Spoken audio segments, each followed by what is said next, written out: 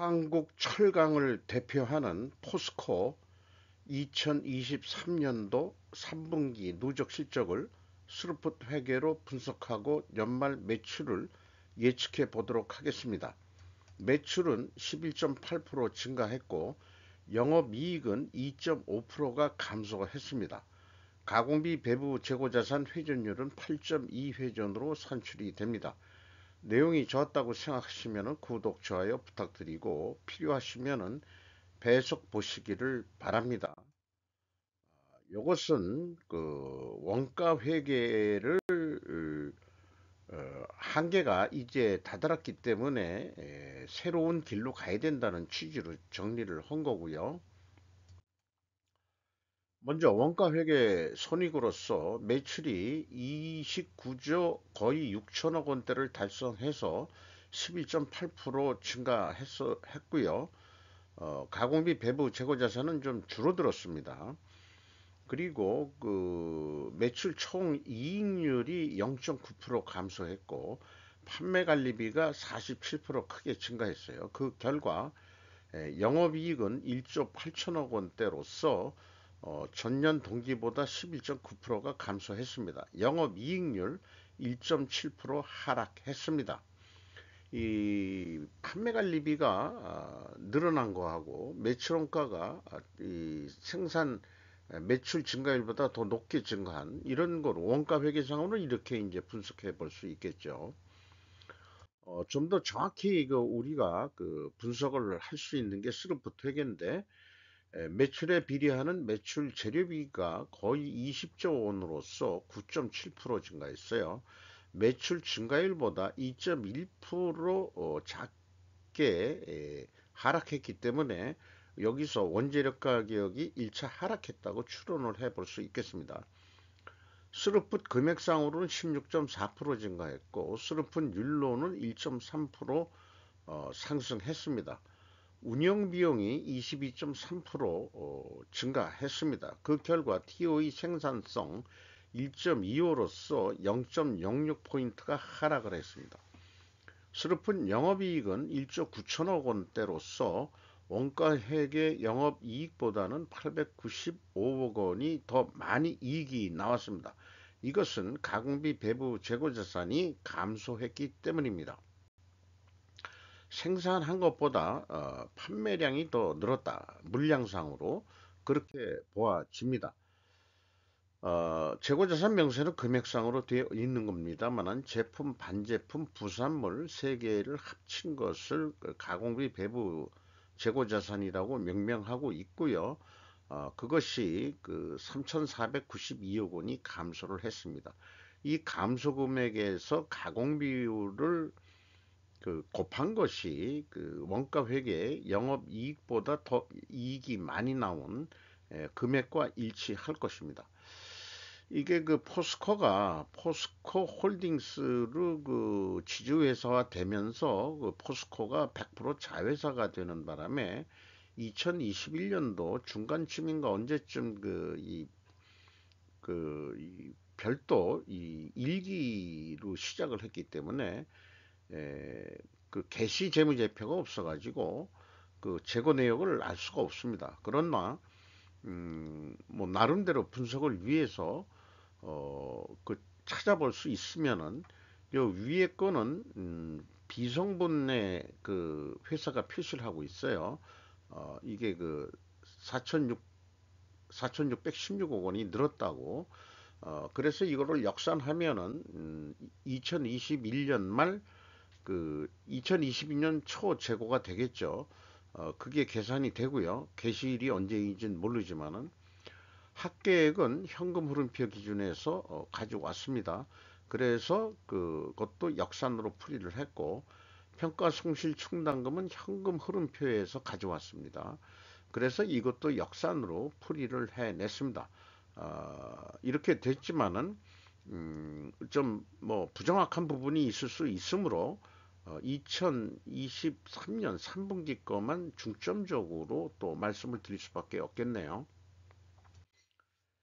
비용의 성격적 분류 내용을 그 재료비와 운영 비용으로 디커플링해서 분석을 해보면은 MC 매출원가 재료비는 10.8% 증가했고요.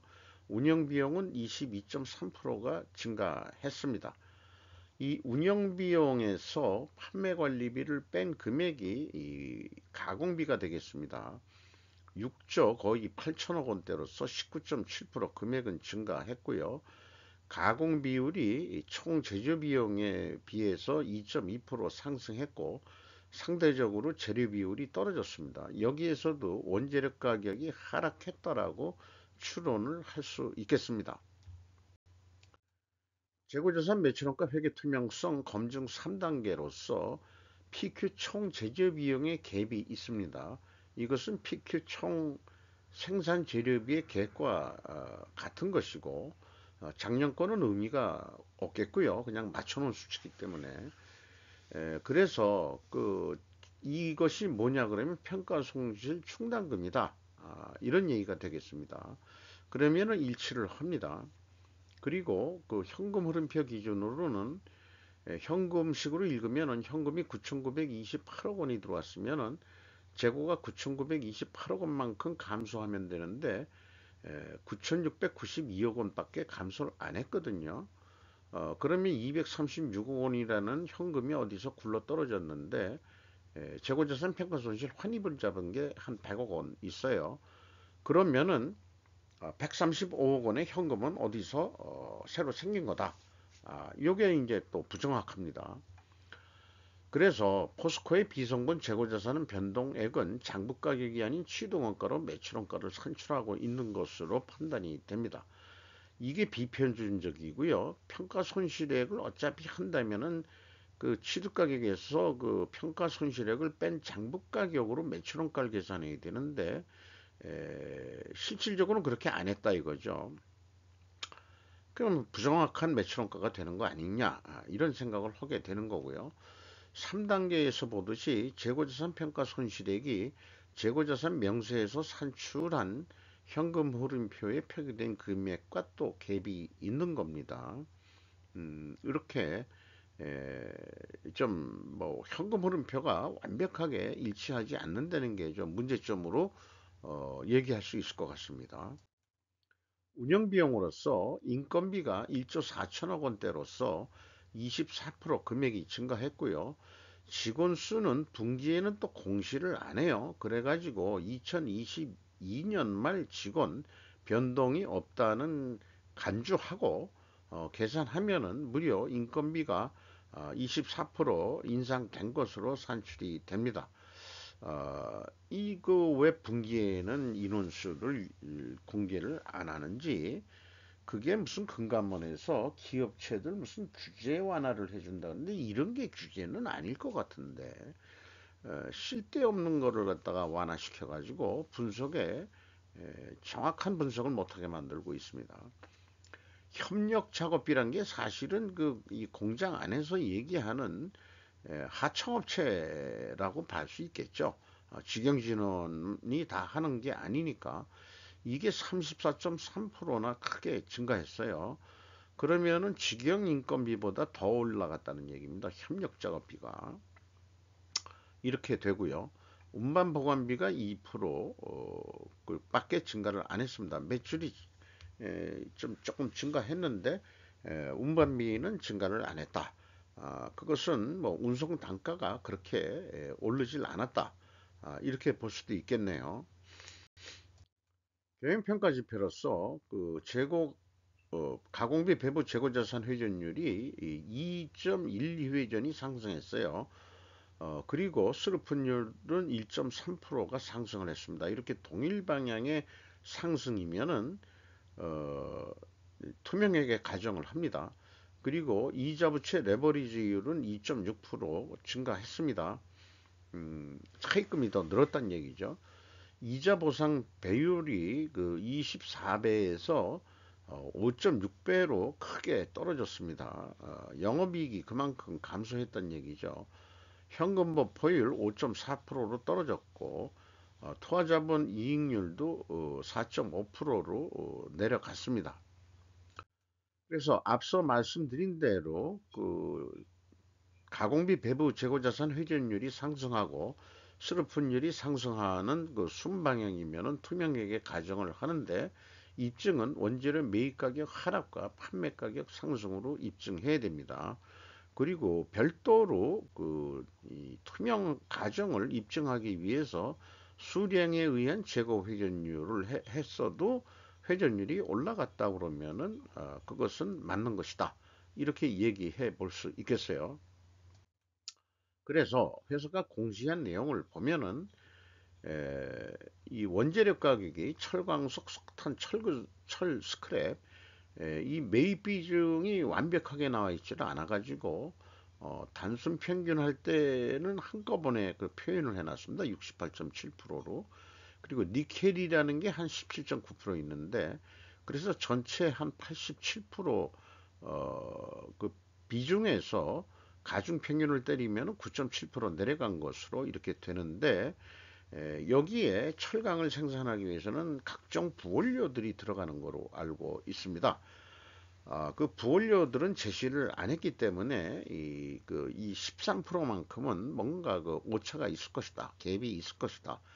이렇게 되고요.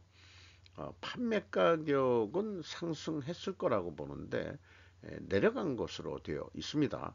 그래서 이걸 조금표로 보면은 원가 이 말하자면 가격 하락 압박률은 6.7%인데 판매 가격은 더 내려갔다. 그러니까 원재료 가격 하락만 입증이 됐지 판매 가격은 입증이 되질 않습니다. 그래서 그 공시 품목의 범위가 전체를 대변하지 못하고 있다. 단지 열연 제품, 냉용 제품 이렇게만 얘기해서는 좀 곤란하지 않겠냐. 왜냐하면은 니켈이 들어간다는 얘기는 스테인레스 스틸 이거에 대한 게 여기에 있느냐 그걸 잘 모르겠다 이게요. 그래서 어, 이 투명 입증도 완벽하게 되진 않는다. 원재료 가격은 뭐 입증이 되지만은 이런 상황이 되겠습니다.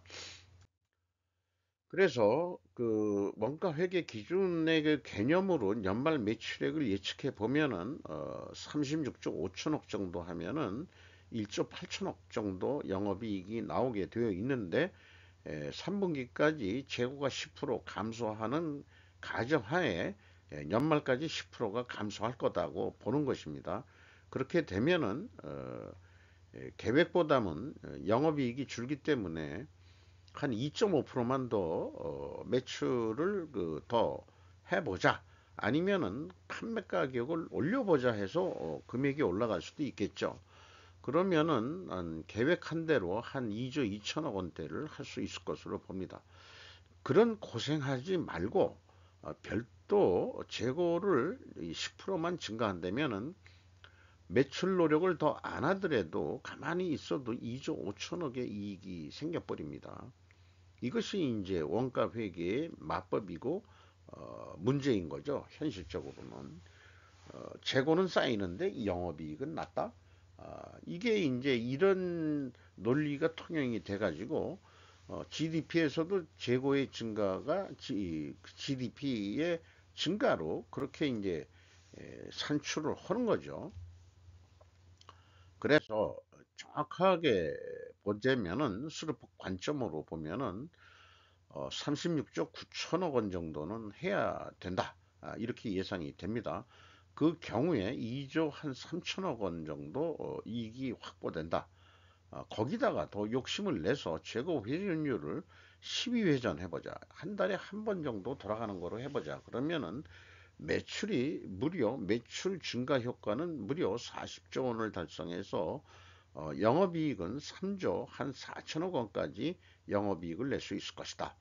이렇게 예측해 볼 수 있겠습니다. 이것은 재고 회전율을 12회전 달성했을 때의 경우입니다. 서로 매출이 이만큼 안 오르더라도 영업이익 효과는 충분히 3조 3천억 돈을 벌 수 있다라고 저는 그렇게 소개할 수 있겠습니다. 회전율의 1회전의 상승률은 우리가 생각할 수 없는 이익의 증가를 가져오게 됩니다. 그래서 재고가 감소할 경우에는 그 스루프트 회계 기준은 그 예가 산출이 높게 나오게 돼 있어요. 10% 갭이 있는데 그 재고가 그 감소한 게 원가 회계 기준보다 거의 한 이건 뭐 단단히로 얘기하면은 40만 원 비싸게 그 예가가 산출이 된다 할 수 있겠습니다. 이런 그 분석의 통계로 봤을 때 이 재고 감소했을 때 원가 회계에 나타나는 결과 그런 그 통계치하고 재고 증가했을 때 통계치하고 이런 걸 좀 표현을 해 봤는데요. 슬프 관점으로만 말씀을 드리면은 재고 회전율 상승은 이익이 증가한다는 것은 확인이 됐고 판매가는 원가 회계보다 높게 나온다는 것도 확인이 됐습니다. 이런 게 되겠습니다. 그래서 그 스루프트 회계는 재고가 감소해도 디프레이션 완화 효과가 있다. 그런 기능이 있다. 이렇게 말씀드릴 수 있겠습니다. 주가를 보면은 47만 요거는 그 포스코홀딩스 지주사 겁니다.